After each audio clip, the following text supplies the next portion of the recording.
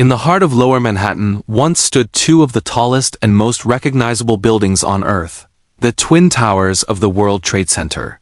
They were not merely structures of glass and steel. They were a vision of what humanity could achieve when ambition met innovation. Rising over 1,300 feet, the towers dominated the New York skyline, symbols of modern progress and the limitless potential of a world bound together through trade and cooperation. For decades, they stood proudly as a reflection of an era defined by optimism, global connection, and architectural daring. But on one clear September morning in 2001, the same skyline that had inspired millions was forever transformed. The towers that once reached for the heavens would fall, and the world would never be the same again. The idea for the World Trade Center was born in the early 1960s, during a time when New York sought to reaffirm its position as the financial capital of the world. The project was ambitious, to create a hub where global business and commerce could converge under one vision. The Port Authority of New York and New Jersey took charge, and architect Minoru Yamasaki was chosen to bring this dream to life. His design emphasized elegance, symmetry, and strength. When construction began in 1966, many doubted such colossal towers could even stand. But by 1973, the impossible had been achieved. The North Tower, standing 1,368 feet tall, and the South Tower, slightly shorter at 1,362 feet, became engineering marvels. Each tower had 110 stories and could house over 50,000 workers at full capacity. Together with surrounding buildings, the complex was like a vertical city, bustling with life, filled with offices, restaurants, observation decks, and the famous windows on the World Restaurant that offered panoramic views stretching across the horizon. Tourists from around the globe would visit to stand on the observation deck and gaze down upon the sprawling city, often in awe that humanity could build so high, so beautifully. For 3 decades, the World Trade Center stood as a triumph of design, an emblem of cooperation in a rapidly changing world. But history, as it often does, carries shadows with its light. On the morning of September 11, 2001, the sun rose over New York in a sky of perfect blue. The city was alive with its usual rhythm. Trains arriving, workers hurrying through the streets, coffee shops filling with chatter. It was an ordinary day that would become extraordinary in the worst possible way. At 8:46 a.m., a Boeing 767, American Airlines Flight 11, struck the North Tower between the 93rd and 99th floors. The explosion sent fire and smoke billowing into the sky, visible for miles. People on the ground stared upward, confused and horrified. News networks began broadcasting the scene live, initially believing it to be a tragic accident. For 17 long minutes, the world tried to make sense of what it was seeing. Then, at 9:03 a.m., a second plane, United Airlines Flight 175, crashed into the South Tower between the 77th and 85th floors. The truth became undeniable. This was no accident. The United States was under attack. Inside the towers, chaos turned to courage. Thousands tried to escape down stairwells thick with smoke and heat. Firefighters and police officers raced upward, carrying hoses and gear, determined to rescue as many as possible. In those moments, heroism shone brighter than fear. Some office workers helped strangers, carrying the injured, guiding the lost. Others stayed behind to comfort those trapped. Calls from inside the buildings flooded emergency lines, voices trembling, describing fire, heat, and darkness. Each voice was a story, a life, a dream, suddenly caught in an unimaginable nightmare. At 9:37 a.m., another hijacked plane, American Airlines Flight 77, struck the Pentagon in Washington, D.C. The nation was gripped by terror. Soon after, a fourth plane, United Flight 93, was also hijacked. But the passengers, having learned of the other attacks, fought back against their captors. The plane crashed into a field in Pennsylvania at 10:03 a.m., missing its intended target, which many believe was either the White House or the U.S. Capitol. Those passengers, ordinary people on a morning flight, became symbols of bravery, choosing to sacrifice their own lives to save countless others. In New York, the situation grew desperate.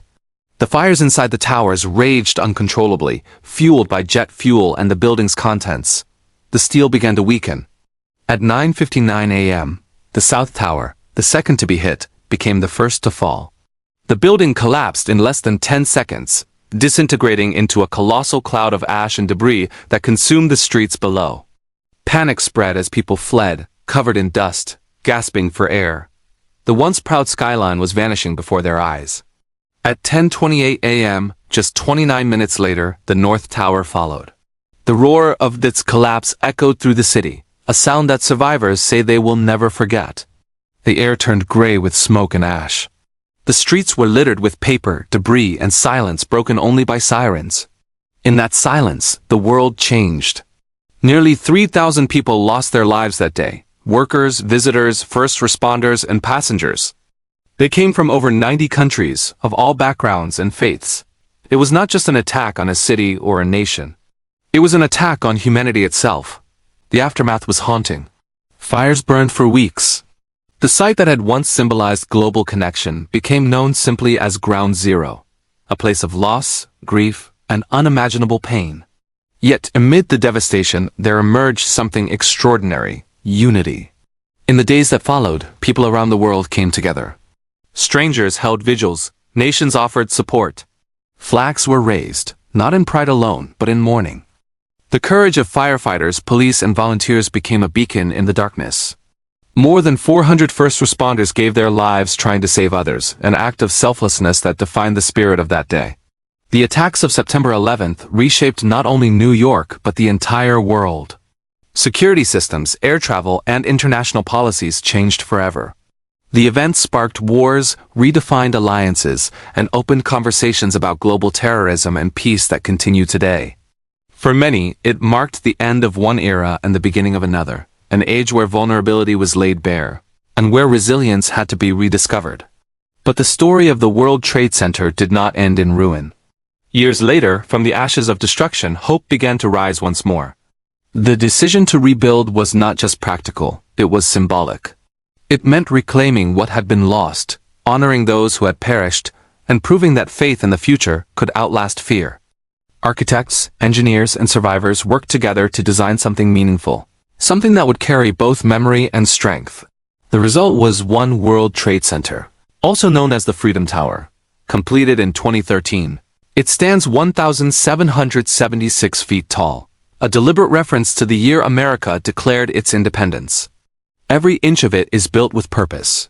Its glass reflects the sky, its foundation is anchored in the soil that once bore tragedy, and at its peak rises a spire that gleams like a promise.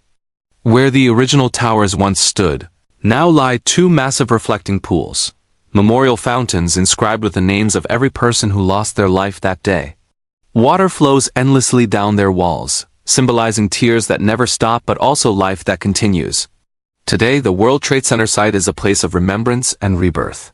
Visitors walk quietly through the Memorial Plaza, reading names, touching the smooth stone, and feeling the weight of history. The 9/11's Memorial Museum, built beneath the ground, preserves the stories of that day, artifacts, recordings, and photographs that remind future generations of both the horror and the heroism that defined it. There are facts about that day that still astonish. The temperature inside the towers reached nearly 1,000 degrees Celsius. More than 91,000 liters of jet fuel burned after impact. Over 18,000 people were safely evacuated before the collapses, a testament to the bravery and order shown amid chaos. The cleanup took 8 months, involving more than 100,000 workers. Every piece of steel, every fragment, was handled with care and respect. From the wreckage, some parts were repurposed. Pieces of the towers were used in memorials, sculptures, and bridges around the world.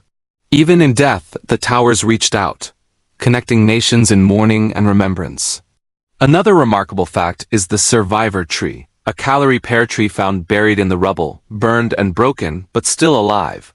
It was rescued, replanted, and nurtured back to health. Today, it stands in the Memorial Plaza, its branches stretching upward, a living symbol of endurance.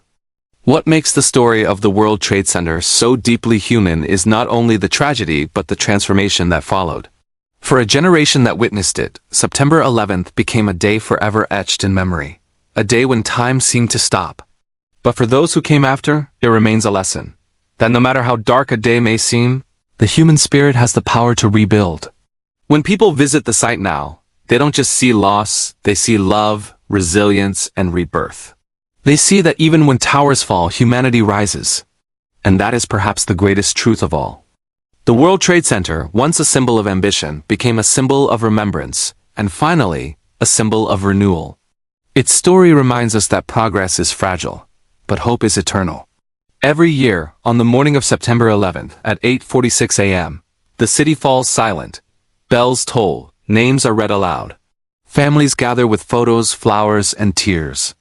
In that silence, the world remembers, not only the pain but the promise that came after it. For from the depths of destruction something greater emerged: unity, compassion, and the understanding that though buildings crumble, courage endures. The tragedy of the World Trade Center will forever remain one of the defining moments of human history. But so will its legacy, a legacy built not only in steel and glass but in hearts that refuse to give in to hate. Today, one World Trade Center stands tall, reaching higher than ever, not just into the clouds but into the collective memory of humanity.